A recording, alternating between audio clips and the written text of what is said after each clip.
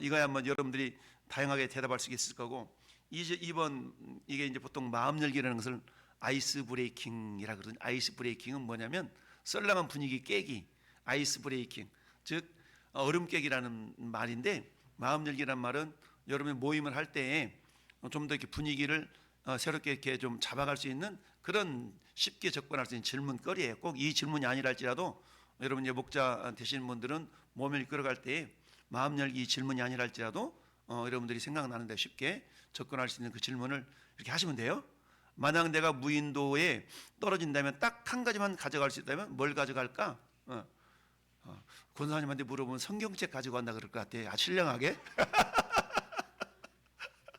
그럴 것 같아. 여러분들 다 나름대로 다 있겠죠. 어떤 사람은 나는 칼을 하나 가지고 갈 거다. 그러니까 잘라서 먹고 이러잖아요. 어떤 사람은 불을 성냥기비를 가지고 갈 거야. 뭐 다양하게 할 겁니다. 우리 이종목 집사님 뭐 가지고 간다 그랬어요? 예. 네. 와.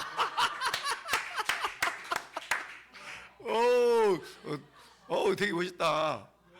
무인도 가면 딱 한 가지만 가져갈 수 있는데 홍 집사님을 데려가겠답니다. 할렐루야. 우리 임무 집사님, 우리 조 집사님 데려갈게요. 할렐루야. 그래요. 여러분들 나름대로 한 가지씩 다 가져가는데, 이거 기록에 남겨두세요.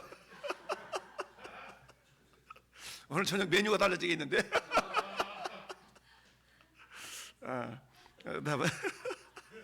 할렐루야. 나머지 내용들을 본문을 다 했고, 그렇습니다. 자, 우리 실천 과제 보면 매일 아침 하나님의 자녀 선포하기. 요거는 여러분들 어려운 거 아니니까 이런 것들은 할 수 있죠. 그래서 한번 같이 읽어볼까요? 시작. 나는 예수 그리스도의 보혈로 구원받은 하나님의 사랑받는 자녀입니다.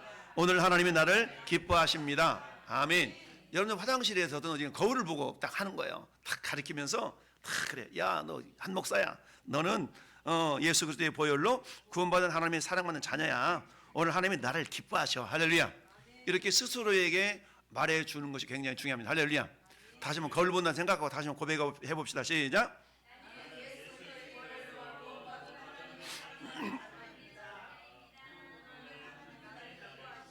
아멘. 아침에 출근하기 전에, 일하러 나가기 전에 일어나서 이렇게 먼저 딱 한번 선포해보고, 할렐루야. 이렇게 우리 자녀들한테는 이제 우리 유서진 우리 성도님 같은 경우는 자녀한테 누구야 상혜비 학교 간다. 이제 중학생 됐으니까 학교 가면 탁 이렇게 얘기해 주는 거야. 야, 상혜봐, 너는 예수님이 보혈로 구원받은 하나님 사랑받는 자녀야. 탁 오늘 하나님이 우리 상혜비를 기뻐하셔. 이렇게 격려를 해주는 거야. 할렐루야. 이렇게 자녀들한테 그런 힘을 줄 수 있는 것이죠. 뿐만 아니라 우리 이제 홍 집사님이 이종목 집사한테 그럴 수 있는 거. 여보, 당신은 이러면서 이렇게 할 수 있는 것이죠. 당신은 예수님의 보혈로 구원받은 하나님의 사랑받는 자녀야. 탁 이렇게. 야, 하나님 오늘 당신을 기뻐하셔. 이렇게 어른들한테 이렇게 적용할 수 있죠.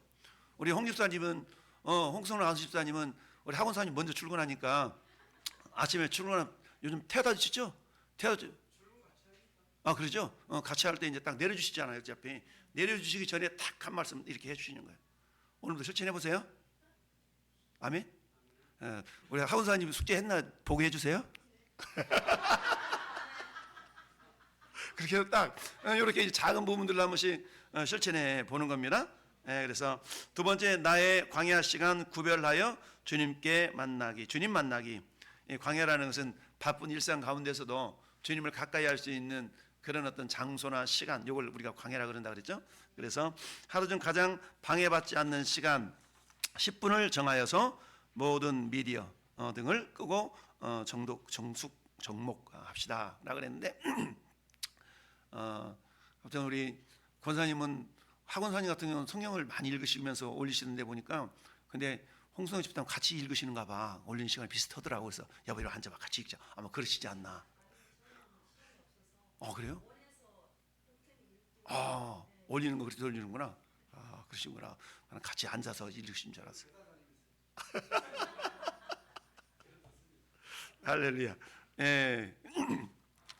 그래서 이렇게 좀 여러분들이 조금 너무 어렵게 마시고 잘 유도리 있게 잘 인도하셔서 이렇게 이끌어 나가시면 복이 되겠습니다. 할렐루야. 자 13분 남았는데, 자 13분 동안 한번 보십시다.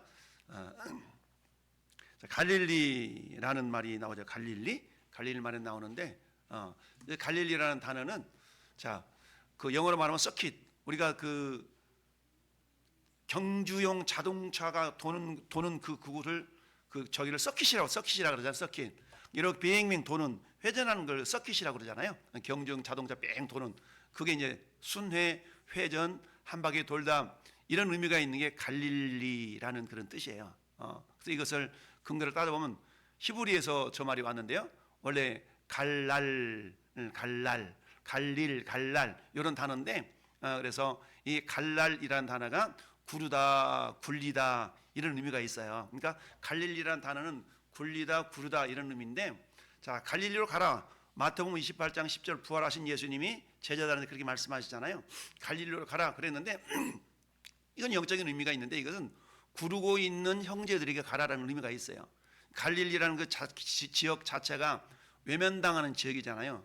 그 갈릴리라는 지역 자체가 사랑받지 못하는 그런 지역이었어요. 그러니까 소외받고 사랑받지 못하는 그 사람들을 향해서 부활하신 주님이 제자들이 가라는 얘기입니다. 뭐하라고? 그곳에서 기쁜 소식을 가지고 가라는 겁니다. 굴르고 있는. 두 번째는 뭐냐? 전에 여러분들이 진리이신 우리 주님을 만나기 위해서는 뭐 해야 되는가? 우리가 굴러야 된다. 예, 군대 가면 뺑뺑이 굴린다고 그러잖아요. 뺑뺑이 굴린다라고 그러잖아요. 뺑뺑이 굴린다. 그런 어떤 고난과 역경을 통해서 우리가 주님을 만날 수가 있는 겁니다. 그러니까 갈릴리라는 그런 지역 자체는 이런 어떤 원어적인 의미가 있는데, 오늘 여기에 대해서 이제 몇 가지 의미를 좀 찾아본다 그러면 자 갈릴리 나사렛이라고 그랬죠. 나자렛이라는 의미가 있는데, 나사렛은 막루, 초소 이런 의미가 있어요. 그래서 갈리로 가라는 그런 의미가 같이 찾아볼 수 있고, 나사렛. 자 갈리 나사렛으로부터 와서라고 오늘 9절 말씀은 기록하고 있는데, 오늘 이 갈릴리 왜 주님께서, 서론을 같이 읽어봅시다. 시작. 우연이 아니라 성경적이고도 영적인 의미가 있습니다. 이는 헤롯의 위협을 피하기 위한 역사적인 배경, 구약 예언의 성취, 그리고 겸손과 낮아지심을 보여주는 영적 상징 때문입니다. 아멘. 그러니까 역사적인 사건, 신앙적인 사건, 어떤 의미, 영적인 의미가 있는데요. 우리가 몇 가지 살펴보면, 우리 오전에 봤던 사진이 왼쪽 사진이죠. 저 위에 갈릴리로부터 어디로 와서 베다니로 와가지고 예수님이 세례를 받으시는데, 밑에까지 요단강가 와서 세례를 받으시는데, 그게 그 나사렛 근처에서 세례를 받으신 것이 아니라 한참 밑으로 내려오셨다. 그런데 성경에는 베다니가 두 지역이 있다고 그랬죠. 베다니가 두 군데 있었어요. 예루살렘 동쪽으로 약 3km 떨어진 그런 베다니가 있는 반면에 유당 동편에 베다니라는 두 베다니가 있어요. 그리고 몇 년 전에 두 베다니라는 제목으로 설교도 한 적이 있는데, 이처럼 예수님이 세례를 받으신 곳은 오른쪽에 있는 요단 동편에 있는 그 베다니에서 세례를 받으신 겁니다. 그래서 이 갈릴리라는 저 북쪽에 있는 지역, 이 북쪽에 있는 갈릴리 지역, 예수님이 갈릴리에서 자라신 영적인 이유는 뭐냐? 첫 번째는 역사적인 의미가 있습니다. 역사적인 의미가 있는데, 한번이라면 구약 예언의 성취입니다. 메시아가 어디서 나요? 저 갈릴리 나사렛에서 예수님이 나오실 것에 대한 예언의 말씀이 이사야 9장 1절 2절이 있는데, 이사야 9장 1절 2절 같이 읽어볼까요? 시작. 흑암이 없으리로다. 옛적에는 여호와께서 스불론 땅과 납달리 땅이 멸시를 당하게 하셨더니, 후에는 해변의 길과 요단 저쪽 이방의 갈릴리를 영화롭게 하셨느니라. 흑암에 행하던 백성이 큰 빛을 벗고 사망에 그늘진 땅의 거전 자에게 빛이 도다. 아멘. 여러분, 저 갈릴리 지역은 북쪽이다 보니까 북쪽의 이방 민족들의 침입을 많이 받던 그런 지역이었어요. 그러다 보니까 어때요? 저곳에는 굉장히 그 이방 민족들이 침입을 받고 귀하게 여김받지 못하는 그런 곳이었죠. 그래서 유대 땅에서 이스라엘 백성들의 신앙의 거점은 예루살렘을 중심으로 한 남부 유대 지역이었잖아요.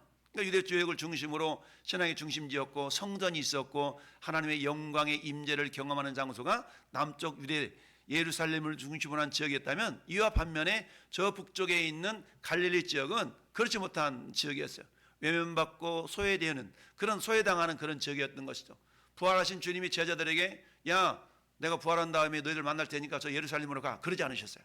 예루살렘의 영광을 바라보며 그곳을 향해 가지 않냐고 저 갈릴리로 가라 라고 예수님이 말씀하신 까닭은 이 갈릴리라는 그 지역적인 특징이 있는데 그것은 소외받고 천대받던 사람들 그런 사람들이 주로 모여 살던 지역이 그 지역이었다는 얘기죠.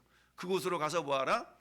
구원의 빛을 복음을 전파해 주어라 라는 의미가 담겨져 있는 것입니다. 그래서 역사적 의미로는 구약 예언의 성취를 위해서 그렇게 되었다. 두 번째 어때요? 헤롯 왕의 위협을 회피하기 위해서 마태복음 2장 22절 23절 보니까 어때요?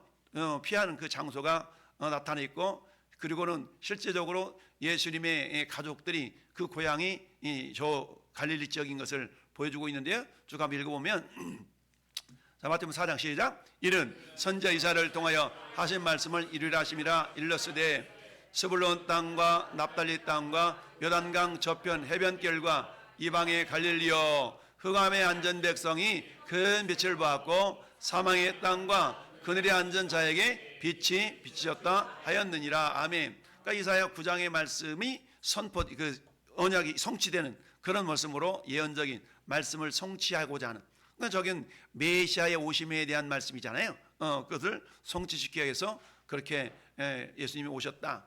그리고 마태복음 22장 22절 말씀은 시작. 그러나 켈러가 그의 아버지를 이어서 유대의 임금됨을 듣고 거기로 가기를 무서워하더니 꿈에 지시하심을 받아 갈릴리 지방으로 떠나사 나사렛이라는 동네에 가서 사니 이는 선지자로 하신 말씀에 나사렛 사람이라 칭하리라 하심을 이루려 함이러라. 아멘. 그러니까 예언의 말씀, 성경의 말씀을 성취하시기 위하여서도 그렇게 하셨다는 얘기고 누가복음 1장 26절은 시작. 여섯째 달에 천사 가브리엘이 하나님의 보내심을 받아 갈릴리 나사렛 동네에 가서 다윗의 자손 요셉이라는 사람과 약혼녀 처녀에게 이르니 그 처녀의 이름은 마리아라. 아멘. 이처럼 성경의 예언을 이루기 위해서 그랬다. 두 번째 잘하신 이유는 뭐냐? 성경적 의미로 본다 그러면 이건 뭐냐? 나다지심과 겸손, 겸비의 실천의 내용이다라는 얘기입니다. 여러분 요한복음 1장 46절에 뭐라고 말씀하고 있어요? 나사렛에서 무슨 선한 것이 날 수 있겠냐라고 나다네엘이 얘기하는 그런 내용이 나오죠. 그 정도로 이 나사렛이라는 동네는 인정받지 못했던 갈릴리 나사렛은 인정받지 못했던 그런 마을이었던 것이죠. 그런데 그곳에 예수님이 가셨다는 얘기는 뭡니까? 스스로 나다지심과 겸손하심을 실천하게 이건 비하의 신학이라고 표현할 수가 있는데요. 그리고 그때 예언의 성취 아까 보셨던 것처럼 권력이나 영광이 아닌 권력이나 영광은 예루살렘 중심으로 이루어졌는데 그것이 아닌 겸손과 나다심을 선택하신 그 하나님의 뜻을 볼 수 있는 거예요. 그리고 보통 우리가 예수님을 나사렛 예수라고 하는 그런 정체성을 우리가 드러내기 위해서 이렇게 예수님이 갈릴리 나사렛에서 우리가 거주하셨다, 잘하셨다라고 성경적 의미로 볼 수가 있고요. 세 번째는 영적인 의미를 본다 그러면 새 시대를 열어가시는 복음의 전초 기지가 나사렛, 갈릴리 나사렛이다라고 볼 수가 있습니다. 여러분 전통과 율법주의에 찌든 그런 예루살렘 대신에 갈릴리는 어때요? 이방인들과 교류가 잦고 마음이 가난한 자들이 앉아 있었던 곳이 많았던 곳이죠. 예수님은 종교적 형식주의를 넘어서서 모든 민족을 향한 보편적인 복음을 시작하시기에 가장 적합한 장소로 갈릴리를 선택했다는 얘기입니다. 그렇다면 우리 주님은 오늘날 저는 여러분들에게 우리에게 예루살렘으로 가라라고 그러지 않고 어디로 가라고 그래요? 갈릴리로 가라라고 우리에게도 여전히 말씀하고 있는 거죠. 갈릴리로 가라. 그래서 우리에게 주는 영적인 유익이 뭐냐? 첫 번째 공감의 위로. 따라서 공감의 위로. 공감의 위로. 자, 우리의 비천함을 우리 주님이 다 아시고 공감할 수 있는 것. 자, 예수님은 화려한 궁전이 아니라 먼지 나는 갈릴리 길을 걸으시면서 자라나신 것이죠. 이는 주님이 우리의 배고픔과 가난함과 무시당하는 서러움을 이론이 아닌 경험으로 아신다라는 뜻이죠. 우리가 안다라는 것은 지식적인 알을 의미하는 것이 아니라 보통 안다는 경험을 통한 알을 말하는 겁니다. 예수님은 직접 이 갈릴리 나사렛에서 자람으로 말미암아서 외면당했던 그 지역에서 그야말로 함께 공감할 수 있는 그런 삶을 사셨던 것이죠. 우리 비천함을 주님이 모르시는 분이 아니라 아시는 분이다라고 히브리서에도 말씀하고 있죠.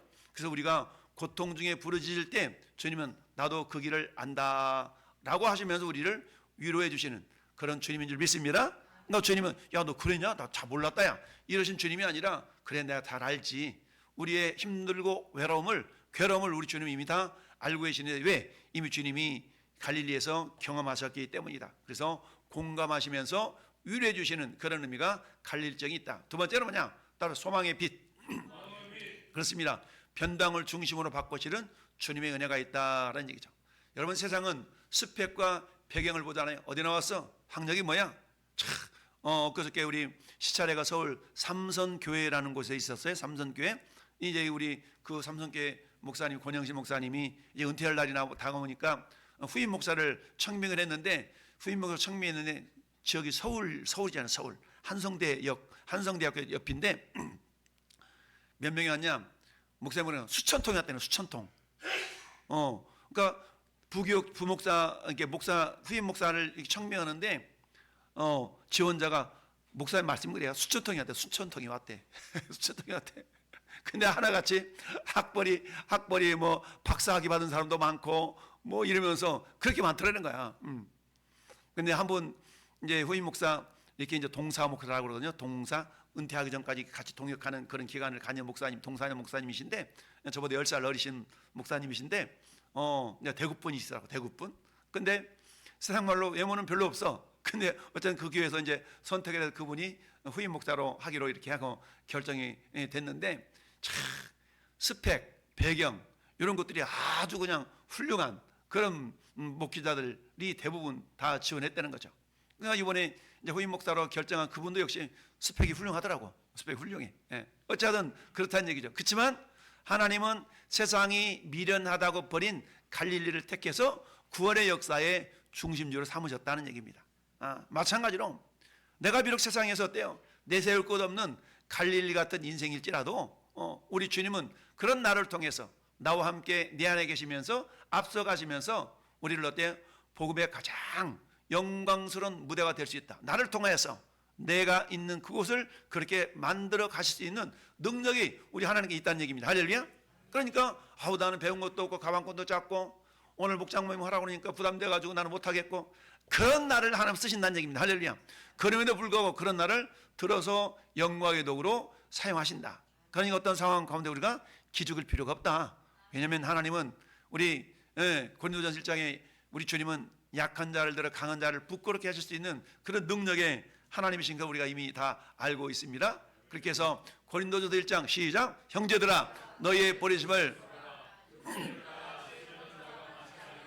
능한 자가 많지 아니하며 문벌 좋은 자가 많지 아니하도다.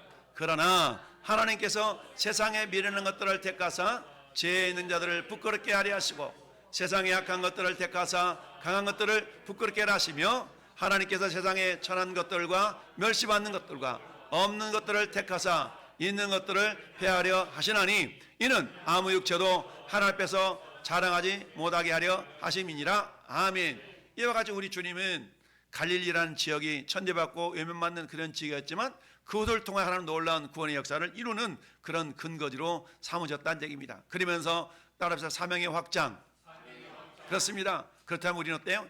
일상에서 만나는 모든 상황마다 하나님의 역사하심을 우리가 경험할 수 있는 겁니다. 이처럼 우리 주님은 일상 현장, 즉 그물 깁는 바닷가나 세관 들판에서 사람들을 만나시고 복음을 전하시기 위해서 부르셨죠. 자, 거룩함이라는 것은 성전 안에만 갇혀 있는 것이 아닙니다. 늘 얘기하잖아요.